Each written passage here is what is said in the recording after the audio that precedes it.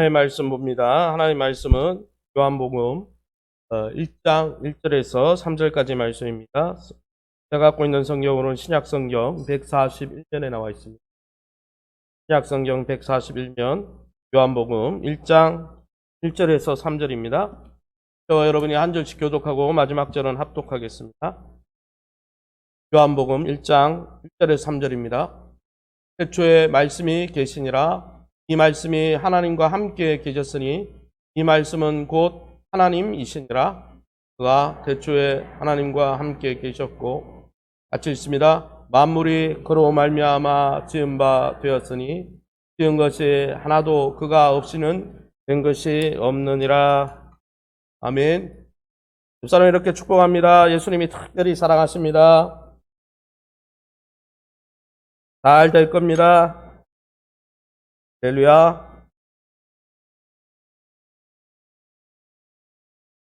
오늘은 우리가 믿고 붙든 예수 그리스도 두 번째 시간 요한복음 1장 1절에서 3절 말씀 가지고 말씀 함께 나누기를 원합니다. 오늘은 특별히 선교 작정주일인데 여러분들이 예배 헌금 드리는 시간에 내년도 어떻게 섬기실지 또 어떻게 선교하실지 마음에 잘 작정하셔서 또 함께 제출하면 좋겠습니다.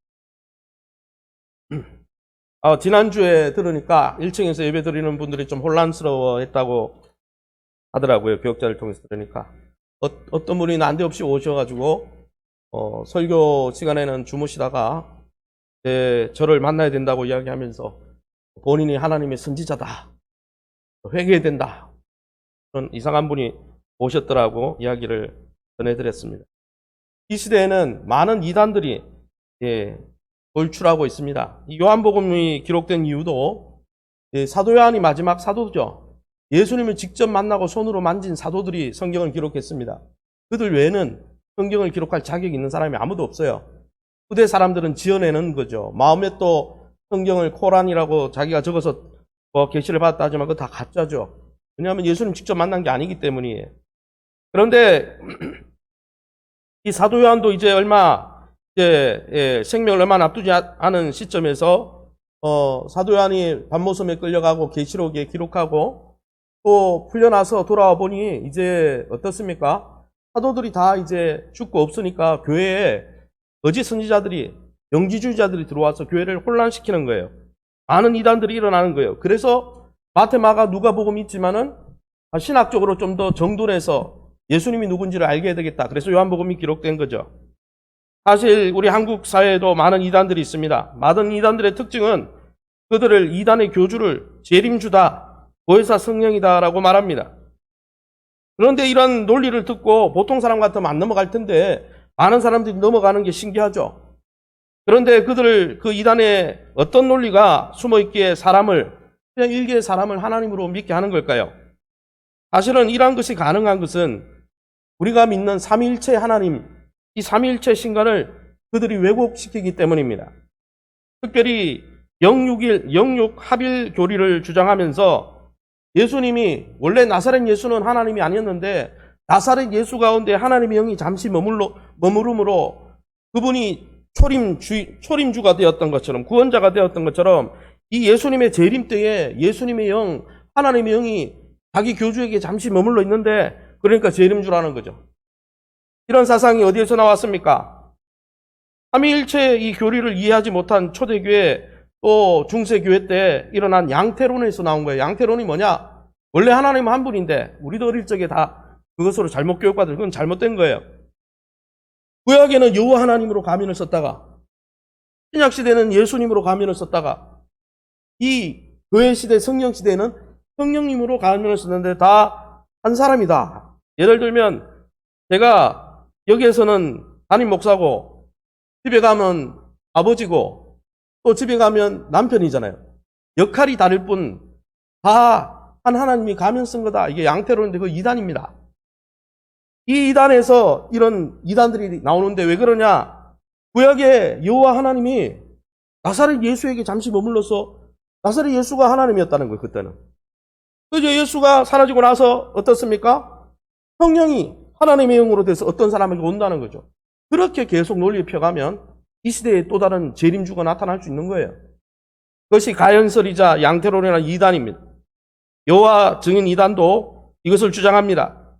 예수님은 하나님 아래 있는 존재고 영원하지 않고 피조물이라. 그래서 예수님이 원래 하나님이어서 성육신한 게 아니다. 잠시 나사렛 예수에게 하나님의 영이 머물렀을 뿐이다. 이게 4세기 이단자 아리우스의 주장인데요. 이 주장을 그대로 하고 있는 거죠. 몰몬교는 어떻습니까? 말일 성도 예수 그리스도의 교회 깔끔하게 있고 영어 가르쳐 준다고 하는 그분들은 예수 대신 요셉 스미스라는 이런 사람들을 예수님 대신 그들이 선지자다.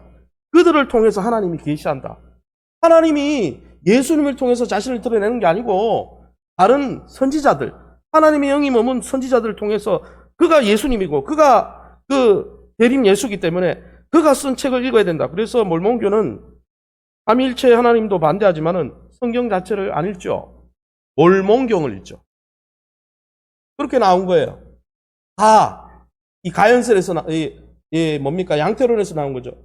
구약에 하나님이 여호와로 계시다가 신약의 나사렛 예수에게 임해서 예수님으로 계시다가 이렇게 됐다. 그러니까 앞으로도 계속 나올 수 있다. 정말 그럴까요? 초대교회도 그런 잘못된 이단 신학 때문에 교회가 흔들리고 있었다는 것이죠. 그러면 우리가 믿고 의지하는 예수님은 도대체 어떤 분이십니까? 먼저 첫 번째 이 사도 요한이 우리에게 알려주는 예수님은 영원 전부터 계신 이 로고스 말씀이신 예수님은 영원 전부터 하나님과의 친밀한 성부 하나님과의 친밀한 관계 속에서 성부 하나님을 완전하게 드러내 보여주시는 유일한 계시자가 되신다는 거예요. 할렐루야. 요한복음 1절 2절을 우리 같이 한번 읽어보겠습니다. 1절 2절입니다. 태초에 말씀이 계시니라. 이 말씀이 하나님과 함께 계셨으니 이 말씀은 곧 하나님이시니라. 그가 태초에 하나님과 함께 계셨고. 아멘. 사도 요한은 1, 2절에 이미 제가 지난번 2주 전에 설교를 통해서 예수님을 태초에 계셨던 분이라 그랬어요. 그래서 예수님은 갑자기 나사렛 예수님은 2000년 전에 갑자기 나타나서 하나님의 영이 머문 사람이 아니고 영원 전부터 계셨던 분이에요. 할렐루야. 그분을 대체할 수 있는 분이 없어요. 그래서 누가 하나님의 영이 충만하다고 그 사람이 예수가 되는 게 아니에요. 왜요? 영원 전부터 있었던 게 아니잖아요. 지금 나타났잖아요. 여러분, 그뿐 아니라 사도 요한은 영원 전부터 예수님이 선지에 계셨던 그 창조자 로고스다 라고 말씀할 뿐 아니라 하나를 더 반복하고 있습니다. 무엇을 반복하고 있습니까? 태초에 계셨던 말씀을 하고 이야기할 뿐 아니라 하나님과 함께 계신 분, 성부 하나님, 여호와 하나님과 영원 전부터 함께 계셨던 분이다. 2절에도 성부 하나님과 함께 계셨다라고 설명하고 있다는 것입니다. 할렐루야. 이 함께라는 전치사 프로스라는 헬라어를 썼는데 이 프로스라는 단어의 뜻이 중요합니다. 이 뜻은 향하여, 뭐뭐와 동반하여, 뭐뭐와 얼굴을 맞대고 이런 뜻입니다. 즉 다른 말로 하면 예수님은 영원 전부터 성부 하나님을 향하여 계셨던 분이고 성부 하나님과 동반자로 계셨던 분이고 성부 하나님과 얼굴을 맞대고 친밀하게 함께 계셨던 분이지 하나님이 영이 잠시 머문 어떤 인간이 아니라는 거예요. 몰몬교에서는 우리도 하나님이 될 수 있다 그러죠. 하나님은 원래 사람이었는데 엄청난 영적 경지에 이르러서 하나님이 된 거니 우리도 열심히 살면 하나님 될 수 있다. 이따위 소리를 합니다. 그러나 여러분, 나사렛 예수에게 하나님의 영이 머물러서 하나님이 된 게 아니고 이미 영원 전부터 성부 하나님과 함께 계셨다는 거예요. 할렐루야.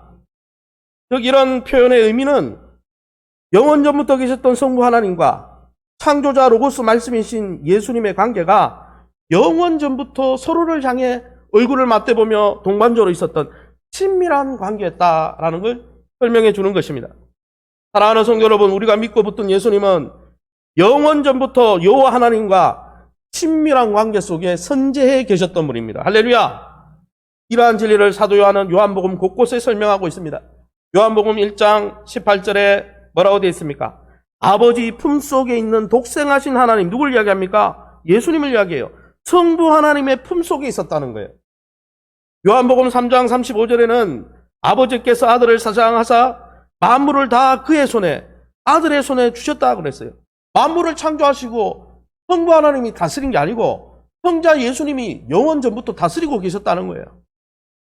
요한복음 5장 22절에는 아버지께서 아무도 심판하지 아니하시고 심판을 다 아들에게 맡기셨으니, 심판자는 하나님이십니다. 성부 하나님이 심판자예요. 보좌에 앉아 계신 분이 심판자예요. 그런데 그 심판을 누구가 대신하신다고요? 아들이 대신한다. 아들 하나님이 대신한다는 거예요. 사도 요한의 표현대로 하면 성부 하나님 그리고 로고스인 성자 예수님의 관계는 영원 전부터 품속에 계시고 또 만물을 함께 다스리시고 또 만물을 마지막에 함께 심판하는 그런 분이라는 거예요. 이런 성부 하나님과 로고스 성자 예수님 사이에는 어떤 틈도 이견도 없다라는 거예요. 그래서 하나님, 성부 하나님과 성자 예수님이 품속에 계시면서 서로 얼굴을 맞대고 동반자로 계시고 너무나 친밀하게 계시기 때문에 틈이 없어요. 그 두 분의 사이에 생각에 이견이 없어요. 똑같아요, 두 분이. 할렐루야. 목사님, 그게 뭐 중요한데요? 중요한 이유가 뒤에 나옵니다. 그런데 사도 요한은 이 본문에서 성부 하나님과 함께 계신 분을 누구라고 소개하고 있습니까? 아니, 성부 하나님과 함께 계신 분이 예수 그리스도다 이렇게 설명하면 좋잖아요. 그런데 그렇게 즉답하지 않고 말씀이다 이렇게 설명하고 있습니다. 요한복음 1장 1절을 다시 제가 읽어보겠습니다. 태초에 말씀이 계시니라. 그 태초에 말씀이 로고스, 예수님이 계시니라. 이 예수님이 원래 예수님이죠. 예수님이 하나님과 함께, 성부 하나님과 함께 계셨고 이 예수님은 곧 하나님이시다. 이 예수님은 곧 하나님이시다. 이렇게 설명이 되는데 예수님이라고 넣으면 될 공간에 말씀 계속 넣고 있습니다. 그러면 사도 요한이 왜 굳이 예수님을 말씀이라고 반복적으로 대유해서 다른 표현을 써서 설명하고 있는 것일까요? 그것은 이 로고스라는 이 단어가 갖고 있는 그 의미 때문입니다. 이 로고스는 초대교회 유대 사회와 헬라 사회 때 초대교회에 어떤 의미가 있었냐면 2주 전에 제가 두 가지 의미 중에 첫 번째 의미를 이야기했죠. 이 로고스는 온 우주 만물을 짓고 유지하는 창조의 원리나 창조자를 가리킬 때 로고스라고 합니다.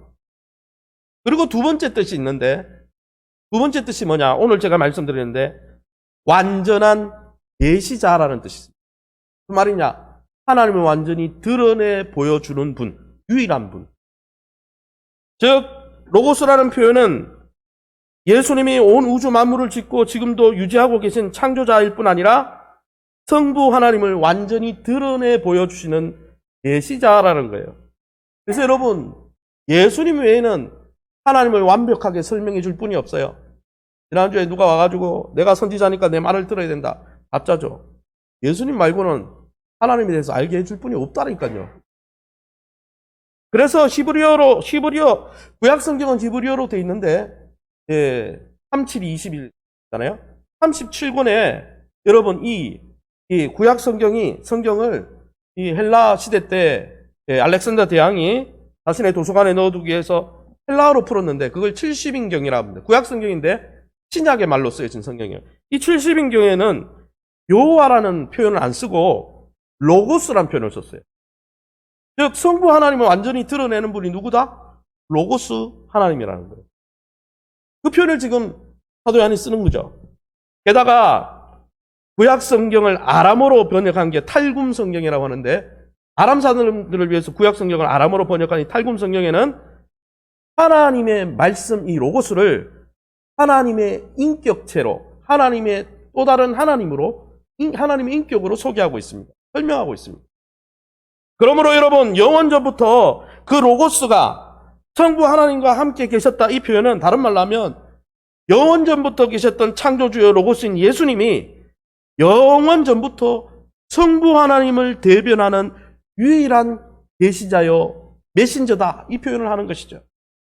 여러분 영원전부터 예수님만이 성부 하나님을 향해 있었고 성부 하나님의 품속에 있었고 성부 하나님을 얼굴을 맞대고 있었고 그래서 그 하나님과 틈이 없이 친밀하고 계시기 때문에 하나님의 성품도 성부 하나님의 계획도 완전하게 완벽하게 드러내주는 분은 예수 외에는 없다라는 거예요.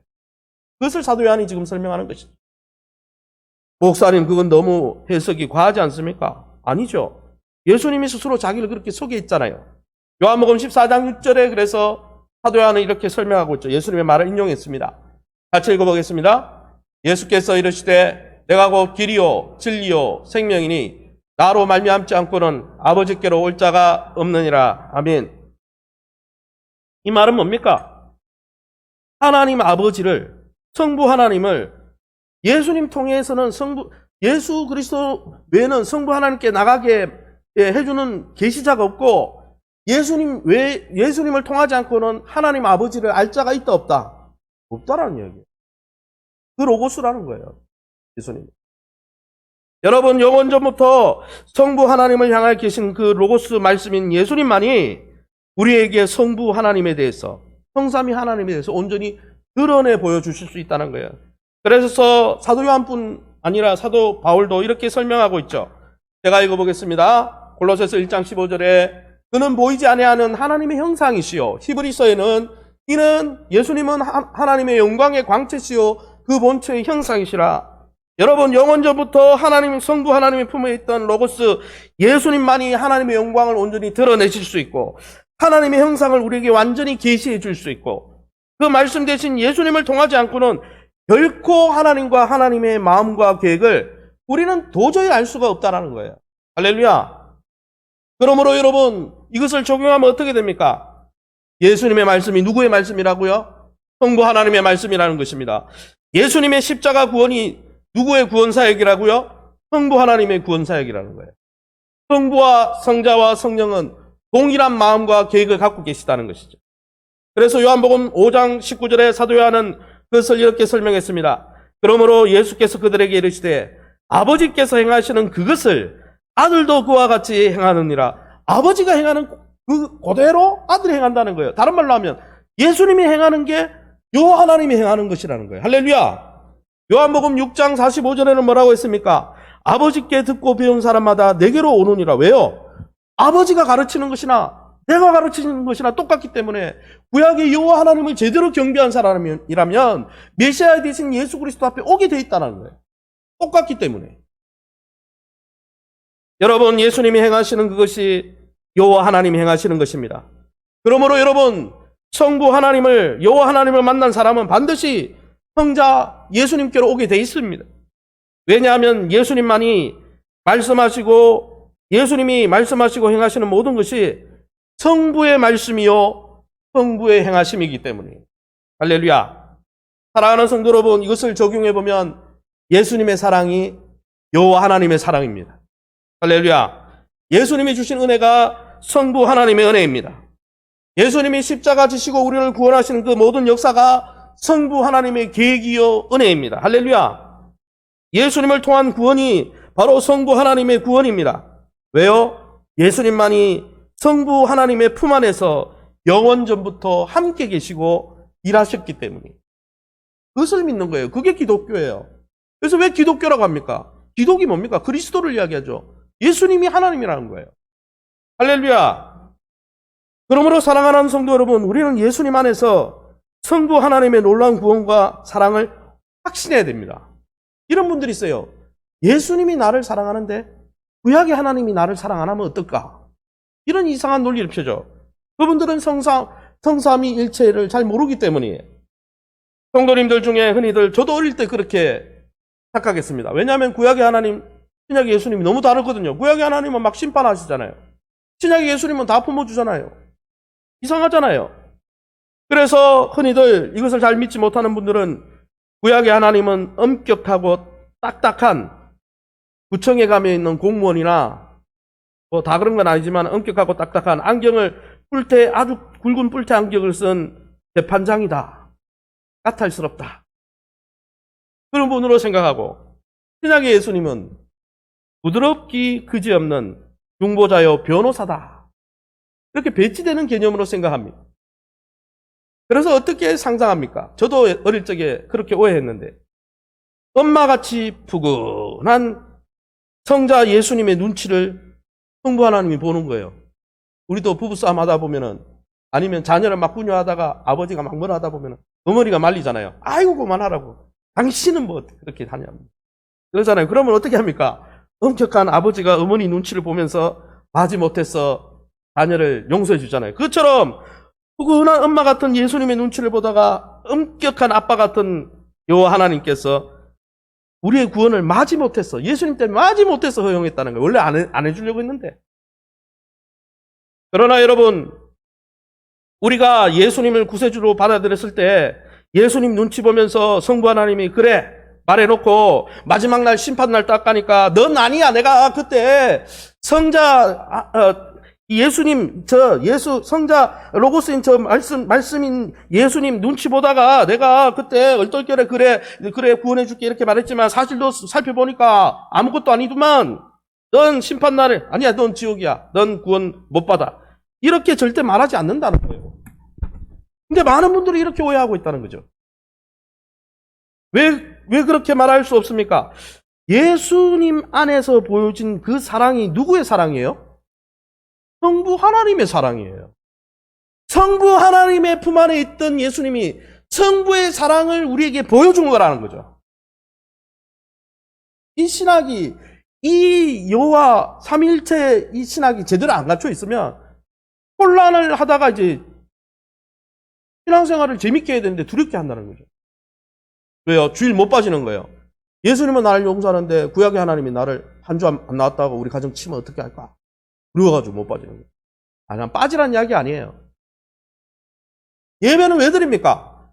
하나님이 우리에게 생명 주시고 먼저 섬겨주셨는데 그 은혜가 너무 감사해서 드리는 거예요. 구원받은 것이 감사해서 드리는 거예요. 그래서 예배가 나한테 안 중요하다. 구원 안 받았든지 구원의 확신이 잃었든지 구원의 감사가 식었든지 문제가 있는 거죠. 사도 바울은 그래서 이것을 이렇게 설명했습니다. 갈라디아서 1장 4절입니다. 우리 같이 한 목소리로 읽어보겠습니다. 그리스도께서 하나님 곧 우리 아버지의 뜻을 따라 이 악한 세대에서 우리를 건지시려고 우리 죄를 대속하기 위하여 자기 몸을 주셨으니 예수님이 십자가 위에 자기 몸을 주셨다 그랬죠. 성찬 예식했죠, 지난주에. 그런데 여러분, 예수님이 십자가에 달려서 우리를 구원하시는 사역이 누구 계획이래요? 성부 하나님의 계획. 그 사랑이 누구의 사랑이래요? 성부 하나님의 사랑. 예수님이 우리를 그럼에도 불구하고 사랑하는데 그 그럼에도 불구하고의 사랑이 누구의 사랑이라고요? 성부, 성자, 성령의 사랑이랍니다. 할렐루야.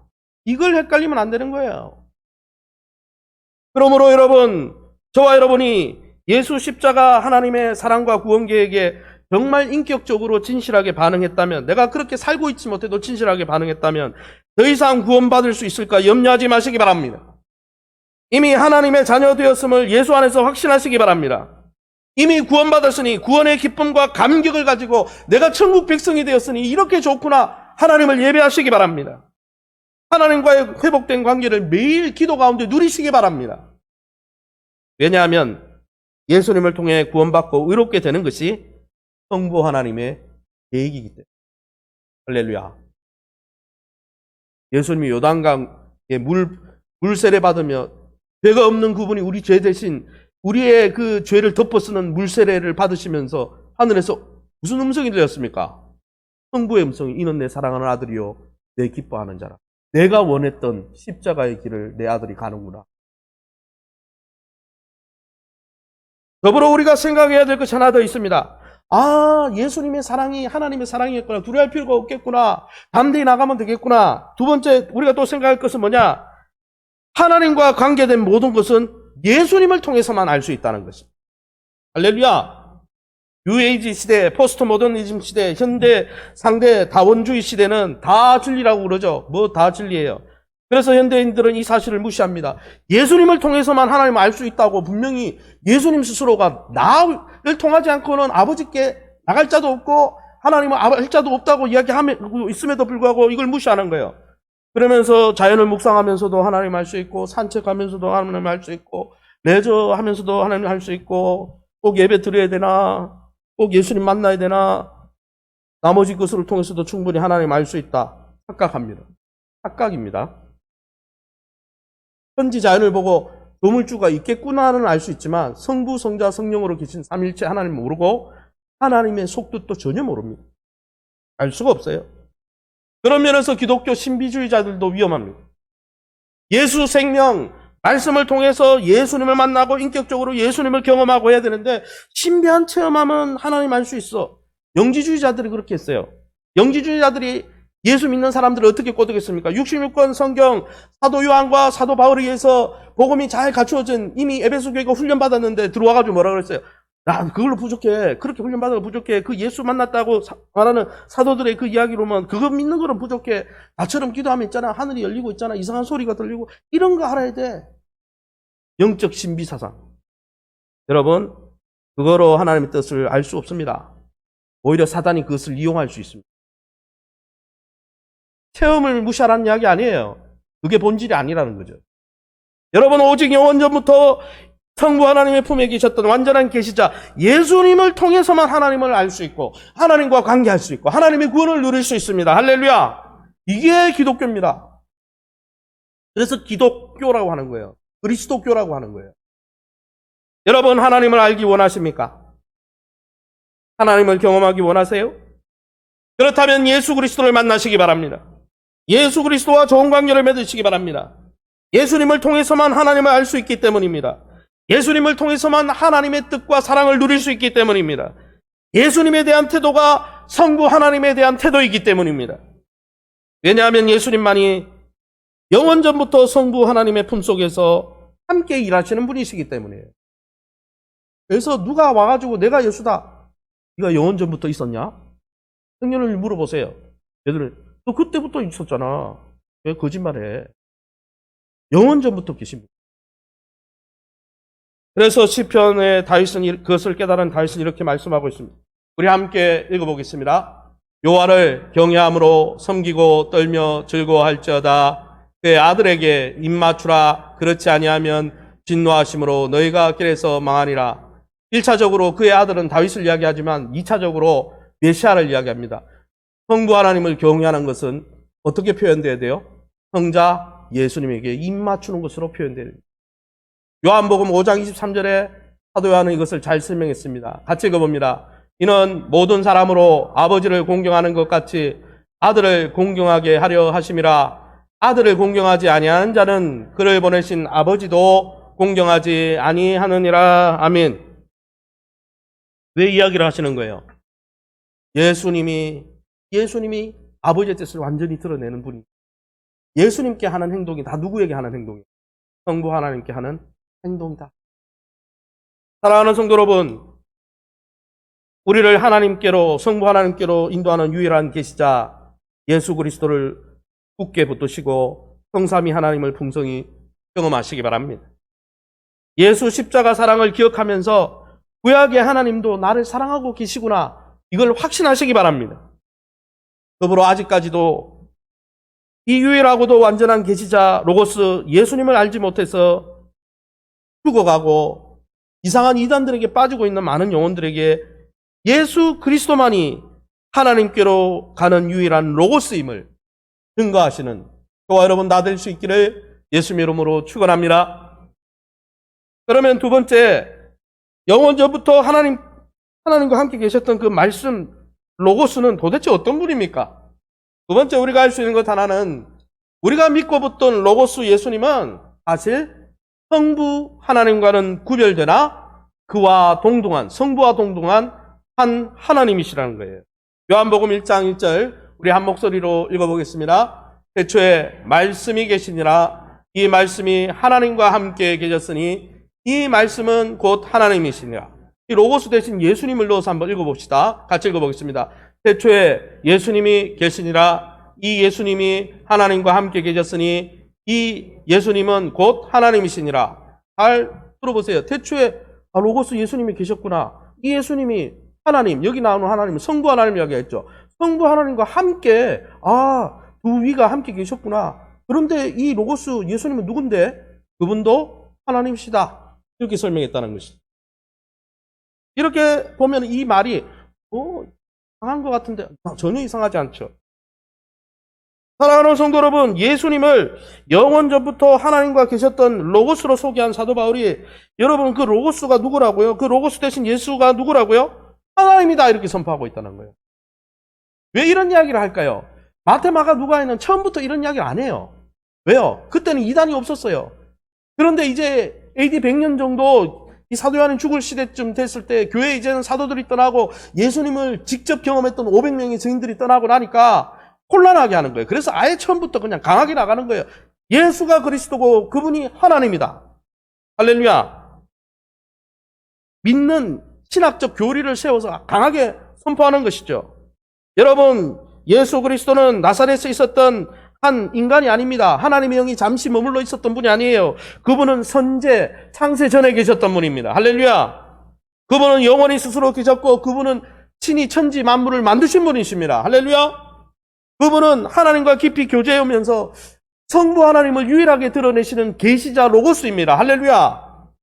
여러분, 이런 분은 아무나 대체할 수가 없어요. 저도 대체할 수 없고 뭐 이상한 교주들은 절대 대체할 수 없어요. 그 사람들 그냥 인간이에요. 저도 인간이고 구원이 필요한 인간이고.